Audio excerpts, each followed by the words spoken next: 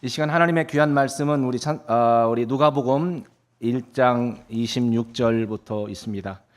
약 한 2달 전에 청소년 주일 오후 예배 때 제가 마리아의 믿음이라는 제목으로 말씀을 준비했다가 시간이 부족해서 조금 다 마치지 못했습니다.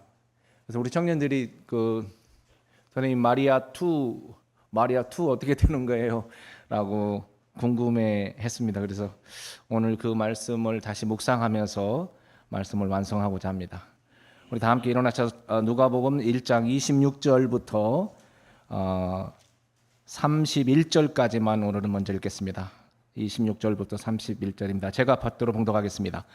여섯째 달에 천사 가브리엘이 하나님에 의해 나사렛이라는 갈릴리의 도시로 보내어져서 다윗의 집에 속한 남자 즉 요셉이라는 이름을 가진 남자와 정혼한 처녀에게로 갔는데 그 처녀의 이름은 마리아더라.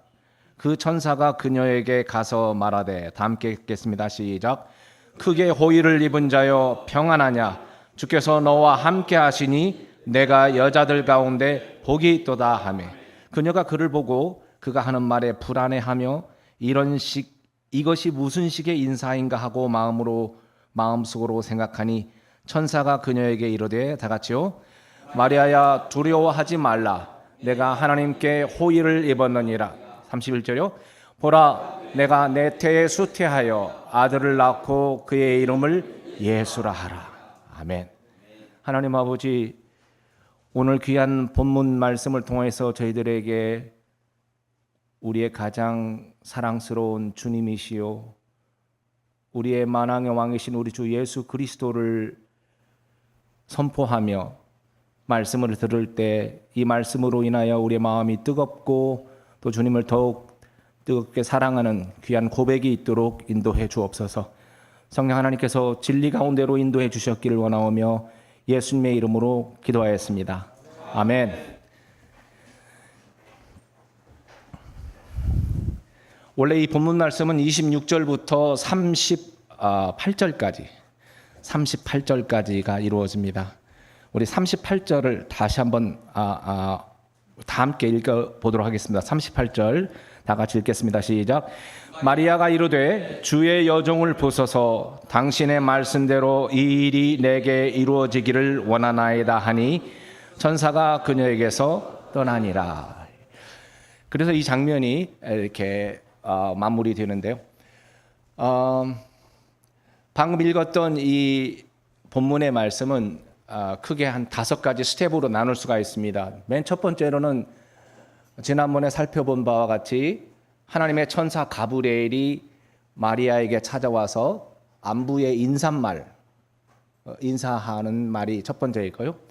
그 인사에 대한 두 번째 반응이, 마리아의 반응이 불안해하면서 어떻게 이런 식으로 나에게 인사하는가 하고 마음에 불안한, 그래서 이것이 무슨 식의 인사인가라고 하는 이 질문을 마음속으로 던지게 됩니다. 그때 이제 천사가 마리아의 마음을 다 알고 답변을 하게 됩니다. 세 번째가 천사의 답변, 첫 번째 답변이라고 볼 수 있습니다. 첫 번째 답변이 있고, 첫 번째 답변을 들은 마리아가 다시 두 번째 질문을 합니다. 그 질문에 대해서 잠시 후에 살펴보겠습니다만, 질문을 하자 하나님의 천사 가브리엘이 하나님의 메시지를 이 마리아에게 두 번째 질문에 대한 답변을 딱 줍니다. 답변을 들은 마리아가 드디어 믿음의 고백, 순종의 고백을 함으로써 이야기가 종결되게 됩니다. 그래서 우리가 좀 친근한 이야기지만 이 말씀 속에 들어있는 깊은 의미를 오늘 함께 조금 더 나눠보고자 합니다. 혹시 기억하실지 모르겠는데 지난번에 다른 것들은 혹시 조금 잊어버리더라도 그 천사가 마리아에게 했던 특별한 아주 좀 특이한 인사말을, 우리나라 말로는 평안하냐라고 번역되어 있었는데 샬롬이 아니라 혹시 뭐라고 했는지 기억나십니까? 예, 헤일. 저에게 친근한 인사는 아니지만 헤일이라고 하는 아주 특별한 격식을 갖춘 이런 존칭으로서 마리아를 불렀습니다. 그래서 그 존칭은 누구에게 쓰는 말이었냐면 일반 사람들 사이에서는 샬롬이었지만은 그 존칭은 헤일이라고 하는 이 영어식 존칭은 대통령이라든지 왕이라든지 그런 통치자에게, 그리고 심지어 신에게 참 극존칭의 인사말이었습니다. 그래서 이 극존칭의 인사말을 마리아에게 했을 때 마리아의 마음이 불안해서 왜 이런 식으로 인사를 나에게 하는가, 아마 이게 당연했을 것입니다. 그러나 가브리엘의 마리아에 대한 이 헤일이라고 하는 이 인사는 아주 참된 인사였습니다. 올바른 인사였고 적절한 인사였습니다. 왜냐하면 가브리엘은 지금 자신의 생각을 말하고 있지 아니하고 하나님의 뜻을 전달하고 있는, 거짓말할 수 없는 그러한 역할을 하고 있습니다. 그는 아첨하거나 그는 조롱하거나 속이는 말로 하고 있지 않습니다. 우리가 지난번에 살펴보았듯이 성경에 헤일이라고 하는 단어가 쓰인 장면이 크게 두 가지가 있었었는데, 하나는 가룟 유다가 예수 그리스도를 잡으러 오면서 예수님을 만나서 했던 그 인사였습니다. 선생님이요, 안녕하십니까? 이렇게 인사하면서 키스를 했는데요. 그 인사가 영어로 Hail Master. 헤일이라고 하는 단어, 극존칭의 단어를 썼지만은 그것은 사탄의 속임수의 인사였습니다. 아이러니하게도. 또한 우리가 이보다 더 극심한 것이 있었습니다. 또 이보다 더 심한 사례를 살펴봤었는데, 바로 로마 병사들이 예수님에게 가시관을 씌우고 채찍질하고 이제 십자가에 그를 매달아 데려가기 전에 조롱 섞이면서 희롱하면서 이 예수 그리스도를 쳐다보면서 때리면서 하는 말이었습니다. 그 말이 뭐였냐면은 만세 유대인들의 왕이요. 영어로 Hail King of Jews. Hail King of the Jews. 얼마나 조롱하는 말이었습니까? 정상적으로 쓰여야 될 단어가 그렇게 거짓과 조롱과 희롱으로 쓰여졌었는데, 사실 이 하나님의 천사는 하나님의 말씀을 대변하는 자였기 때문에 마리아에게 헤일이라는 이 단어를 정확하게 쓰고 있는 것입니다. 왜냐하면 마리아는 앞으로 만왕의 왕이요 만주의 주 되신 하나님의 아들을 낳을 뿐이기 때문입니다. 그래서 그러한 극존칭의 표현을 사용했습니다. 이제 우리가 그 다음, 지난번에 여기까지 함께 살펴봤을 거예요. 그 다음 말씀을 조금 더 살펴보면서 깊이를 좀 알기를 원합니다. 우리 다 같이 성경 말씀 30절입니다. 우리 30절을 다시 한번 보도록 하겠습니다. 천사의 그 받아들이기 어려운 너무 엄청난 인사말에 대해서 마리아에게 천사 가브리엘이 마음에 안정시키는 말입니다. 30절 말씀 다 같이 읽겠습니다. 시작. 천사가 그녀에게 이르되 마리아야 두려워하지 말라. 내가 하나님께 호의를 입었느니라. 마리아 두려워하지 말라. 내가 하나님께 호의를 입었느니라. 제가 이 말씀을 읽으면서 이렇게 마음에 이렇게 다시 한번 생각하게 하는, 묵상하게 하는 표현이 있었는데, 그것은 바로 내가 하나님께 호의를 입었느니라였습니다. 마리아가 하나님께 호의를 입었다는 말이 두 번 연속해서 나옵니다. 28절에 맨 처음에 인사하면서 헤일, 크게 호의를 입은 자요, 이렇게 나오고, 그 다음에 30절에서 내가 하나님께 호의를 입었느니라. 여러분과 저의 삶이 하나님께 호의를 입은 삶, 하나님께 호의를 입는 삶이 우리 삶의 목적이 되어야 할 것입니다. 하나님께 호의를 입은 자가 하나님께서 맡겨주신 그 위대한 사역을 감당할 수가 있습니다. 그 사역이 아무리 작다 할지라도 하나님께 호의를 입은 자가 하나님의 사역을 바르게 감당할 수가 있습니다. 하나님께 호의를 입었다는 말은, 성경에서 호의를 입었다라는 말, 이 말은 하나님께 사랑을 받고 있다, 하나님께서 사랑하신다. 또 하나님을 사랑한다. 또 하나님께서 그를 기뻐하신다라는 그런 의미입니다. 내가 하나님께 호의를 입었다는 것은 하나님이 나를 사랑하시고 나 역시 하나님을 사랑하고, 그래서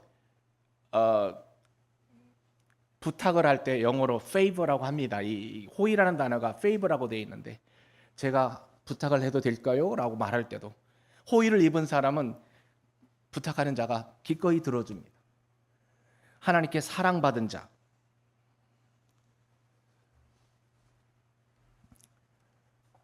우리가 그러할 때 하나님의 위대한 사역을 이룰 수가 있는데, 어떤 자가 하나님께 사랑을 받았느냐, 하나님께 사랑받는 자, 하나님을 사랑하는 자가 누구인가가 우리 예수님께서 요한복음 14장 21절에 이렇게 말씀하셨습니다.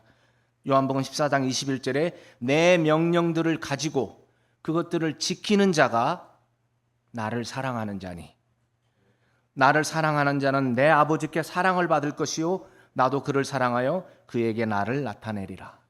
하나님께 사랑을 받는다는 말은 하나님께서 우리에게 주신 명령들을 지키는 자라는, 그들은 서로 사랑하라는 우리 주님의 새로운 명령을 지키고 만민에게 가서 복음을 전파하라는 우리 주님의 그 명령을, 사명의 명령을 지키고, 그리고 진리 안에서 걸으며 무엇보다도 사람이 아니라 하나님 편에 서 있는 사람, 이러한 자들이 하나님 앞에 호의를 입은 자들입니다. 여러분, 우리는 우리 주변의 많은 우리 인간관계 속에서 사람의 편에 서기 쉽습니다. 그 사람이 조금 두려워서, 아니면 그 사람에게 상처 주지 않기 위해서 우리는 쉽게 타협하기도 하고 하나님의 이 강력한 진리와 이 말씀을 접어두기도 합니다. 그러나 하나님께서 정말 기뻐하시는 사람은 하나님 편에 서 있는 사람입니다. 그 사람이 어떻게 반응한다 할지라도 이것이 옳고 그름에 대한 문제라면 하나님 편에 서 있는 사람입니다. 우리가 다시 본문으로 돌아가서 천사의 말을 계속해서 들어보도록 하겠습니다. 먼저 안정을 시키고 난 이후에 천사가 31절에 이렇게 말씀했습니다. 마리아 두려워하지 말라, 내가 하나님께 호의를 입었느니라 라고 안정을 시키고 난 다음에 31절 말씀, 천사가 이렇게 말합니다. 다 함께 읽겠습니다. 31절입니다. 시작. 보라, 내가 내 태에 수태하여 아들을 낳고 그의 이름을 예수라 하리라. 이 메시지는 정말 천사가 마리아를 방문한 목적입니다. 제일 중요한 메시지죠. 그 인사말보다도 이제 목적이 나왔습니다. 보라, 내가 내 태에 수태하여 아들을 낳고 그의 이름을 예수라 하리라. 조금 부드럽게, 좀 알기 쉽게 표현을 한다면, 보라, 내가 수태하여 아들을 낳으리니 그의 이름을 예수라 하리라. 사실 이 말씀은 일종의 명령문이기도 합니다. 앞으로 네가 수태해서 아들을 낳을 것인데 그의 이름을 예수라 하라. 일종의 사명이기도 하고 하나님께서 마리아를 향해서 가지고 있는 계획이기도 합니다. 그런데 내가 수태하여 아들을 낳으리라라고 하는 이 말씀과 그 뒤에 나오는 그의 이름을 예수라 하라라고 하는 이 문구 사이에는 아주 뗄래야 뗄 수 없는 밀접한 관계를 가지고 있습니다. 어떤 면에서 그러냐면은, 먼저 내가 수태하여 아들을 낳으리니라는 이 말씀은 일반적인 말이 아니에요. 일반적인 말이 아닙니다. 이 말은 비정상적인 말이에요. 이 말은 비과학적인 말입니다. 이 말은 비이성적이고 이 말은 반율법적인 말입니다. 우리가 겉으로 볼 때는 자연스럽게 들릴지 모르겠지만 사실 깊이 들여다보면 이 말은 반율법적이고 비이성적이고 비과학적이고 비생물학적인 그런 말이에요.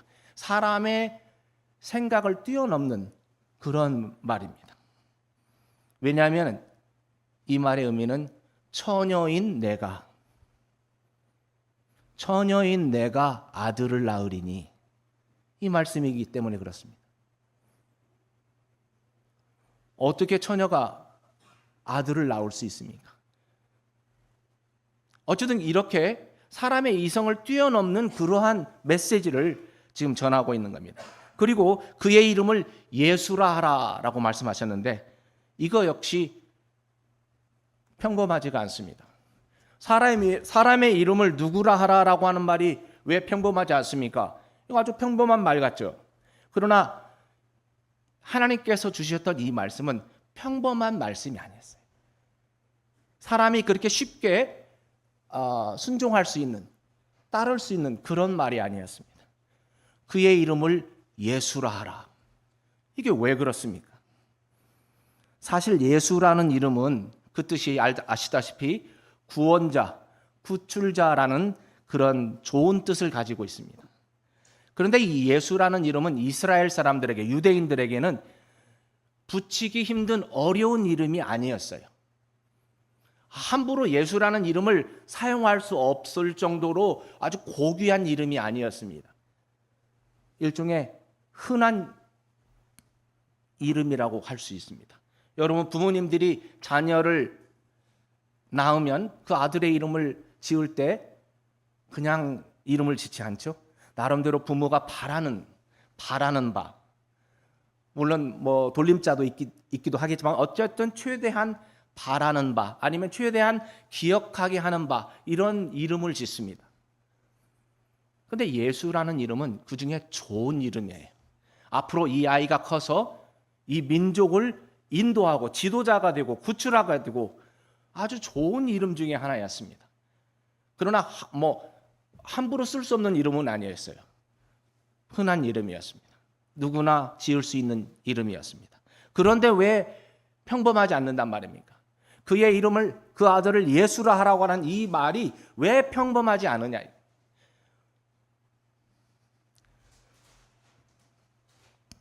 헬라어로 예수는, 히브리어로는, 혹시 히브리어로 예수가 뭔지 아시는지요? 헬라어로 신약 시대에는 예수, 구약 시대에는 우리가 잘 알고 있는 여호수아입니다. 여호수아가 바로 하나님은 구원이시다, 구출자라고 하는 같은 이름인데 언어가 다릅니다. 여기 마리아에게 전하여 준 이름을 예수라 하라 하는 이 예수는 평범한 예수가 아닙니다. 단순히 좋은 뜻의 이름을 가진 예수가 아닙니다.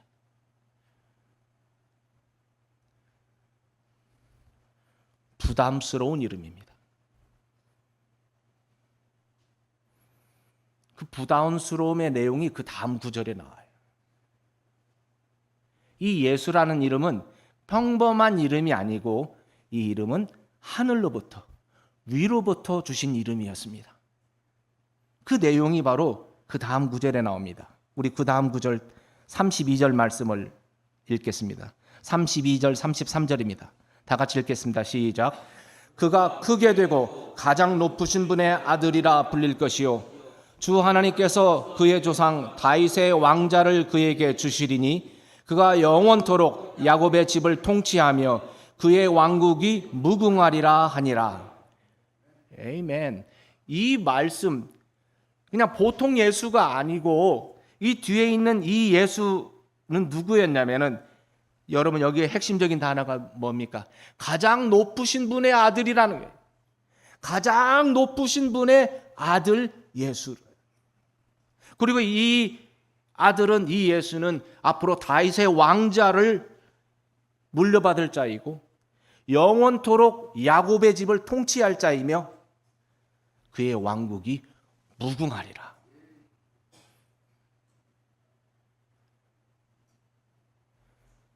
좋은 뜻을 가진 평범한 이름의 예수가 아니고 감당하기 어려운 사명을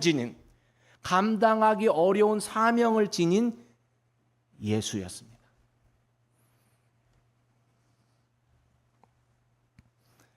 여러분, 그 예수님이 어떤 예수였습니까?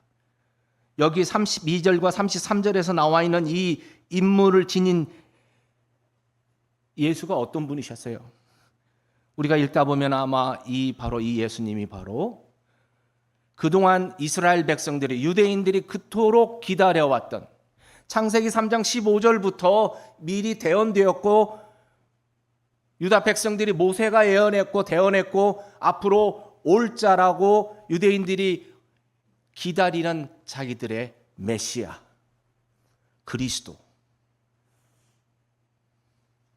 그리고 우리 신약의 성도들이 기뻐하면서 다시 오실 주님 메시아 그리스도, 만왕의 왕이요 만주의 주로 오실 예수님이십니다. 그냥 예수가 아니었어요. 그래서 처녀가 보라 내가 수태하여 아들을 낳으리니 그의 이름을 예수라 하라 라고 하는 이 말씀은 단순한 지침이 아니었고 단순한 그냥 전달사항이 아니었고 이 말씀 속에는 엄청난 책임이 있는, 엄청난 사명이 들어있는 그러한 메시지였어요.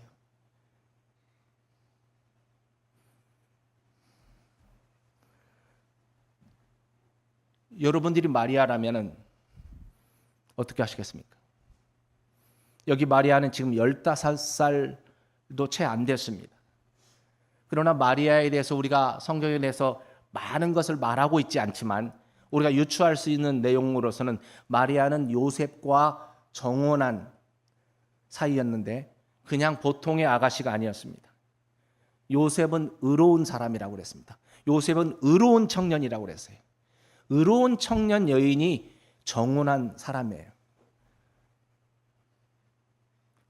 마리아 역시 하나님 앞에 그의 믿음의 순수함과 의로움을 지닌 그런 자매였습니다. 그러한 소녀였어요. 그러한 청년이었습니다. 여러분들이 마리아라면 어떻게 하시겠어요? 이 엄청난 천사의 메시지를 듣고, 사명의 메시지를 듣고 어떻게 하시겠습니까? 당연히 두 번째 질문을 하지 않을 수가 없을 것입니다. 당연히 두 번째 질문을 하지 않을 수 없을 것입니다. 우리 두 번째 질문이 34절에 나와 있습니다. 34절 말씀을 다 함께 읽어보겠습니다. 34절입니다. 시작. 그때 마리아가 천사에게 이르되 나는 남자를 알지 못하는데 어찌 일이 있으리까 하니. 나는 남자를 알지 못하는데 어찌 이 일이 있을 수 있나이까. 성도 여러분, 이 질문의 의미를 생각을 해보셨는지요? 사실 설교를 준비한 제 자신은 상당히 이게 깊이 생각한 것 같습니다. 왜 고민을 했어요? 이 말씀의 의미가 무엇일까라고 하는 그러한 말씀의 깊이를 알고자 하는 마음으로 말씀을 준비했습니다. 우리가 언뜻 보기에는 이 질문에 아무런 문제가 없는 것처럼 보입니다. 아주 당연하게 보입니다. 처녀가 어떻게 하여 수태하냐? 그러니까 나는 남자를 알지 못하는데 내게 어떤 이런 일이 일어날 수가 있느냐? 당연히 이렇게 질문했을 것입니다. 그런데 이 질문의 깊이는 우리가 당연하게 쉽게 넘어갈 것이 아닙니다. 이 질문은 겉으로 보기에는 단순히 의학적이고 생물학적이고 이성적인 불가능에 대해 하는 질문처럼 보입니다. 남자를 알지 못하는 내가 어찌 아들을 낳을 수 있단 말입니까? 어떻게 수태를 할 수 있단 말입니까? 그런 과학적이고 상식적이고 이성적인 질문처럼 보입니다. 그런데 조금 더 깊이 생각해 보면 그 질문은 그보다 훨씬 더 깊은 의미를 지닙니다. 이 마리아의 질문 속에는 그런 표면상에 나와 있는 의미뿐만 아니라 그 마리아의 질문 속에는 더 근본적인 질문이 들어있는 것입니다. 바로 믿음의 대가와 결단이 요구되는 질문입니다. 믿음의 대가와 결단이 요구되는 질문입니다. 이 질문은 사실은 마리아의 죽음의 문제와 관련되어 있습니다. 단순히 표면적인 문제가 아니에요. 자신의 죽음의 문제와 관련이 있고 훨씬 더 개인적인 질문입니다. 아시다시피 마리아는 의로운 처녀였고 그는 어려서부터 하나님의 말씀을 잘 배워서 잘 알고 있는 소녀였습니다. 그는 분명히 신명기 22장 23절과 24절의 말씀을 잘 배워서 알고 있었습니다. 우리 다 함께 찾아보겠습니다. 우리 신명기 누가복음 1장을 접어두시고 신명기 22장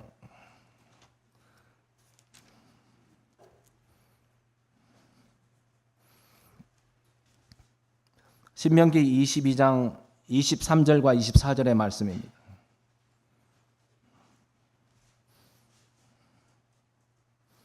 신명기 22장 23절과 24절 다 함께 읽겠습니다. 시작. 처녀인 젊은 여자가 남편과 정혼한 뒤에 어떤 남자가 도시에서 그녀를 만나 그녀와 함께 눕거든 너희는 그들을 둘 다 그 도시 문으로 끌어내고 돌로 쳐서 죽일지니 이는 그 젊은 여자가 도시에 있으면서도 소리를 지르지 아니하였기 때문이요 또 그 남자가 자기 이웃의 아내를 비천하게 하였기 때문이라. 이렇게 너는 너희 가운데서 악을 제거할지니라. 한 처녀가 남편과 정혼한 뒤에 요셉과 정혼했습니다. 그런데 다른 남자의 아이를 수태하고 뵌 것이 드러나면 돌로 쳐서 죽이라 라고 하는 이 말씀을 마리아는 잘 알고 있습니다.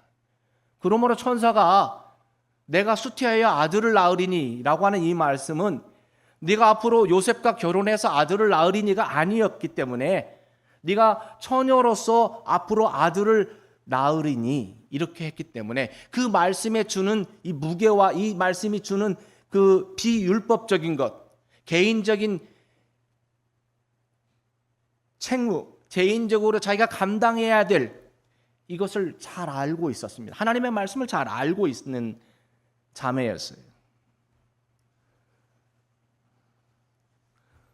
그렇기 때문에 아까 그 질문, 나는 남자를 알지 못하는데 어찌 이 일이 있으리까? 라고 하는 이 질문은 포괄적인 의미를 지니고 있습니다. 첫 번째는 겉으로 드러나기에는 이런 일은 의학적으로 불가능하지 않습니까? 어떻게 이게 가능하단 말입니까? 라고 하는 그런 상식적이고 의학적이고 이성적인 질문이기도 하고 그보다 더 근본적인 질문은 내가 사람들에게 돌에 맞아 죽어야 하는데 어찌 이런 일이 일어날 수 있단 말입니까?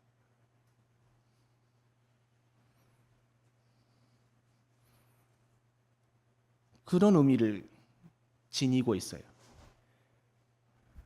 우리가 성경 말씀을 읽을 때 성경 말씀의 스토리가 그냥 자연스럽게 딱 진행되다 보니까 우리는 이렇게 조금 깊이 생각하지 않고 지나치기 쉬운데 그 말씀의 의미를 깊이 생각해 보면은 그 말씀 속에 담겨져 있는 구약적 배경과 이런 것들을 생각해 봤을 때 얼마나 무게 있는 질문이었는지, 얼마나 위험한 질문이었는지 알 수가 있습니다.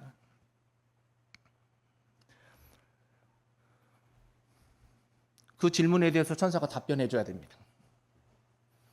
이건 불가능한 일이 아닙니까? 라는 질문 하나와 그 다음에 다른 하나는 이거 내가 돌에 맞아 죽어야 되는데 제가 이래야 됩니까? 라고 하는 그런 그 개인적인 드러나지 않은 그런 책무가 들어 있습니다. 위험이 들어 있습니다. 천사는 답변해 줘야 됩니다.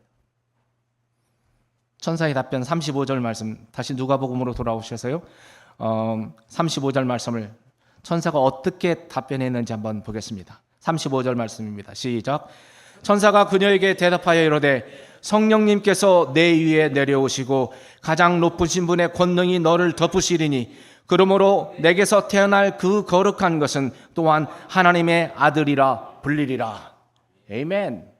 이 말씀 속에는 권위가 있는 말씀이었습니다. 이 말씀은 이 마리아의 외적인 질문과 내적인 질문 모두를 다 해결할 수 있는 그러한 답변이었습니다.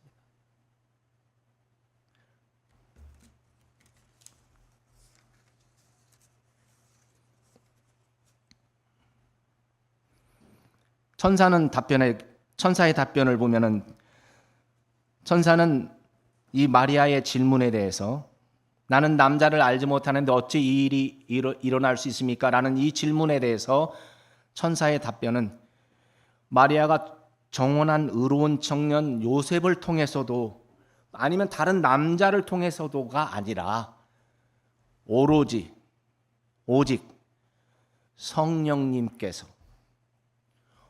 성령님께서 다시 말하면 오직 하나님께서 성령님께서 내 위에 내려오시고 가장 높으신 분의 권능이 너를 덮으리니 그러므로서 내게서 태어날 그 거룩한 아기는 또한 하나님의 아들이라 불리리라. 여기서 참 위대한 말은 이 일은 사람으로 말미암아 행해지는 것이 아니라 거룩하신 삼위일체 하나님으로부터 거룩하신 삼위일체 하나님께서 세우신 계획이고 하나님께서 행하시는 일이기에 이것은 의학적인 문제를 뛰어넘는 사람의 이성을 뛰어넘는 그런 한계를 뛰어넘을 뿐만 아니라 더 나아가서 그 어느 누구도 너에게 돌을 던지지 못하리라. 그 부분까지도 다 막아주시는 말씀이에요. 하나님께서 하시기 때문에 하나님께서 그 일을 이루신다. 여러분, 하나님께서 마리아가 돌에 맞아서 죽도록 내버려 두시겠습니까? 만약 사람이 계획했다면 마리아는 돌에 맞아 죽을 것입니다. 그러나 성령님께서 권능 가운데 임하시기 때문에 이것이 가능할 뿐만 아니라 그리고 너를 지켜준다라고 하는 그러한 메시지가 있다고 믿습니다. 성도 여러분, 어떤 일이 사람에게서 나오지 아니하고 거룩하신 하나님에게서 나온 일이라면 우리는 두려워할 필요가 없습니다. 마리아는 더 이상 두려워할 필요를 못 느꼈습니다. 왜냐하면 하나님께서 가능하게 하시고 하나님께서 막아주시고 하나님께서 보호하신다고 하는 이 일이 하나님에게서 나왔다고 하는 그러한 놀라운 확신을 갖게 됐기 때문입니다. 가브리엘의 메시지가 마리아에게 그렇게 믿음으로 작용을 했습니다. 저는 이 부분을 읽으면서 우리 삶에 또 적용을 하고 싶은 그런 마음이 있었습니다. 하나님께서 마리아 개인에게 주신 사명은 내가 아들을 낳으리니 너는 그의 이름을 예수라 하라. 이게 마리아 개인에게 주신 사명이었습니다. 맞죠? 마리아 개인에게 이렇게 하리니 예수라 하라. 하나님께서 여러분과 저에게 우리 교회에게 주신 사명은 너희는 온 세상에 가서 만민에게 복음을 선포하라. 마리아는 나는 남자를 알지 못하는데 어찌 이 일이 있으리까 하고 자신의 능력이나 세상의 이치와 과학의 원리로도 할 수 없음을 말했습니다. 여러분과 저도 우리 주님께서 우리에게 주신 사명, 우리의 힘과 재능으로, 우리의 능력으로 감당할 수 없습니다. 하나님, 제가 어떻게 이 일을 할 수 있단 말입니까? 이 세상에 나가면 나보다도 훨씬 더 뛰어난 사람들이 있고 나보다 감당하기 어려운 사람들이 너무 많고 제가 그 사람들을 감당할 수가 없습니다 라고 우리 스스로 말하지 않을 수 없을 것입니다. 하지만 이렇게 말씀하셨지 않습니까? 성령님께서 내 위에 내려오시고 가장 높으신 분의 권능이 너를 덮으시리니 그러므로 내게서 태어날 그 거룩한 아기는 거룩한 것은 하나님의 아들이라 불리리라. 이렇게 말씀하셨던 것처럼 우리 주님께서도 우리에게 사명을 주시면서 우리가 감당하기 어려운 감당할 수 없는 사명을 주시면서 그대로 방치하시지 않으셨고 우리 주님께서도 우리에게 이렇게 말씀하셨습니다. 여러분 잘 알고 있는 사도행전 1장 8절 말씀에 보면 오직 성령님께서 너희에게 오신 뒤에 너희가 권능을 받고 예수님께서 교회에 사명을 주셨을 때 곧바로 그들은 감남산에서 내려와서 바로 예수님이 주신 사명을 감당할 수가 없었습니다. 그리고 주님께서 그것을 원하지도 않으셨습니다. 주님은 모든 것을 알고 계십니다. 성령님의 권능이 없이는, 성령님의 충만하심이 없이는 교회가 아무것도 할 수 없기 때문입니다. 그래서 교회에게 기다리라고 그랬어요. 함부로 나가지 말라. 그냥 너희가 내 말을 듣고 그냥 나갔다간 다 전사한다. 기다리라. 기다리라. 성령님께서 오신 후에 권능을 받고 능력을 받고 그리고 온 세상에 나가서 만민에게 복음을 선포하라. 이 마리아에게 주셨던 이 사명과 여러분과 저에게 주셨던 사명이 이렇게 적용할 수 있다고 이 본문 말씀을 읽으면서 그렇게 참 마음에 복이 되어서 함께 나눴습니다. 오 주님, 우리 교회에 성령님께서 충만하게 역사하셔서 주께서 우리에게 명하신 사명을 감당하게 하여 주옵소서. 다시 한번 우리 본문으로 돌아와서 이제 마지막 부분을 살펴보겠습니다. 마리아는 이제 순종할 수 있는 명분도 그 불가능한 일을 행할 능력의 원천도 주어졌습니다. 명분도 있고 능력도 주어졌습니다. 하나님께서 모든 것을 계획하시고 행하신다는 것이었습니다. 이제 필요한 것은 이 마리아의 결단과 순종뿐이었습니다. 이 정도면 하나님께서 충분히 마리아에게 확신도 주셨고 능력도 주셨고 해결 방법도 모든 것의 의문점에 대한 해결책도 주셨습니다. 그런데 하나님께서 여기서 멈추지 아니하고 한마디 더 말씀을 하십니다. 저는 이 한마디 말씀을 할 때 제가 이 본문의 말씀을 어려서부터 이렇게 쭉 읽어왔고 친근한 내용이었는데 어찌 그런지 제가 주 예수 그리스도의 생애라고 하는 과목을 가르치면서 이 본문을 읽을 때 지금 제가 여러분께 나누고자 하는 이 말씀이 마음에 와닿았어요. 그 전에는 그렇게 그냥 지나갔었어요. 이렇게 친숙한 이야기다 보니까. 우리 36절과 37절 말씀입니다. 35절에서 분명하게 이 답변을 하시고 능력에 대해서 말씀하시고 명분도 주셨고 능력도 주셨는데 여기서 충분했는데 36절과 37절 말씀입니다. 같이 읽겠습니다. 36절 37절입니다. 시작. 보라 내 친척 엘리사벳도 늙은 나이에 아들을 수태하였느니라. 수태하지 못한다고 하던 그녀에게 이 달이 6째 달이니 하나님께는 불가능한 일이 없느니라. 아멘. 아멘. 섬세하신 하나님을 찬양합니다. 하나님께서는 참 섬세하셨어요. 마리아에게 충분한 명분과 능력을 주셨지만 이 마지막 이 부분 내 친족 엘리사벳을 봐라. 여러분과 저희가 어떤 일을 할 때 그냥 명분만 있어가지고는 참 탁 나가기가 어려울 수가 있습니다. 그런데 이 명분만 주어지지 않냐고 능력만 주어지지 않냐고 그 일을 실천한 사람이 누구를 봐라. 그 사람도 이렇게 했느니라. 그렇다면 얼마나 큰 위로가 되겠습니까? 얼마나 우리가 결심하는데 순종하는데 큰 위로가 되겠습니까? 그래서 하나님께서는 마리아의 친족 엘리사벳의 사례를 들었습니다. 보라, 내 친척 엘리사벳도 늙은 나이에 아들을 수태하였느니라. 사실 불가능하다고 여겨졌거든요. 사가랴와 엘리사벳은 이미 포기하고 있었습니다. 그러나 기도는 했습니다. 그때까지 늙은 나이가 될 때까지 기도했는지는 잘 모르겠습니다만 수태하지 못한다고 하던 그녀가 이 달이 6째 달이니라. 벌써 잉태한 지 수태한 지 6개월이 지났느니라.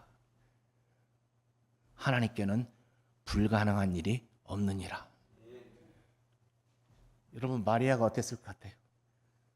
마리아가 단순히 하나님의 이 확신 있는 능력과 명분뿐만 아니라 나와 똑같은 성정을 지닌, 그리고 나보다도 훨씬 더 가능성이 없어 보이는, 불가능하게 여겼던, 감당할 수 없었던 내 친족 엘리사벳 이모인지 고모인지는 정확히 모르겠습니다만은 나이 드셔 60세가 넘었어요. 아이를 가질 수가 없어요.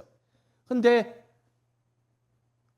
내 친족 엘리사벳이 아기를 가졌다니, 아, 정말 하나님께는 불가능한 일이 없구나. 모든 것이 갖추어졌습니다. 거룩한 명분과 위로부터 오는 도우심과 실제적인 사례. 우리가 어떤 일을 순종하는 데 있어서 거룩한 명분과 위로부터 오는 능력과 실제적인 사례. 마리아의 마음의 불안이나 두려움은 이제 사라지고 오직 순수한 마음만이, 순수한 믿음만이 자리 잡았습니다. 그리고 마리아는 가장 순수한 믿음의 고백을 합니다. 우리 아까 읽었던 38절 말씀, 마리아의 마지막 고백, 이 이야기의 종결을 함께 읽겠습니다. 38절입니다. 시작. 마리아가 이르되 주의 여종을 보소서, 당신의 말씀대로 그 일이 내게 이루어지기 원하나이다 하니 천사가 그녀에게서 떠나니라. 아멘. 천사가 그녀에게서 떠나니라. 천사가 하나님께서 주신 사명을 완전히 100%, 완전히 100%, 0.1%도 부족함 없이 100%다 이루고 떠났습니다. 그 100%의 종결은 마리아의 순종의 고백이었습니다.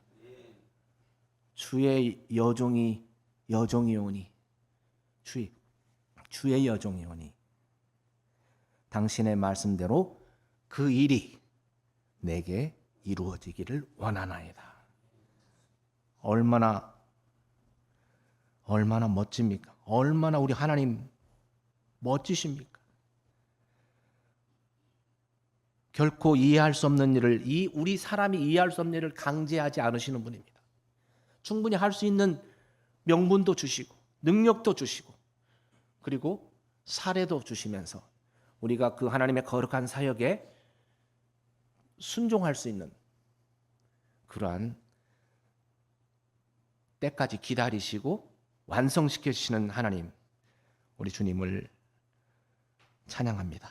우리 다 같이 기도하시겠습니다.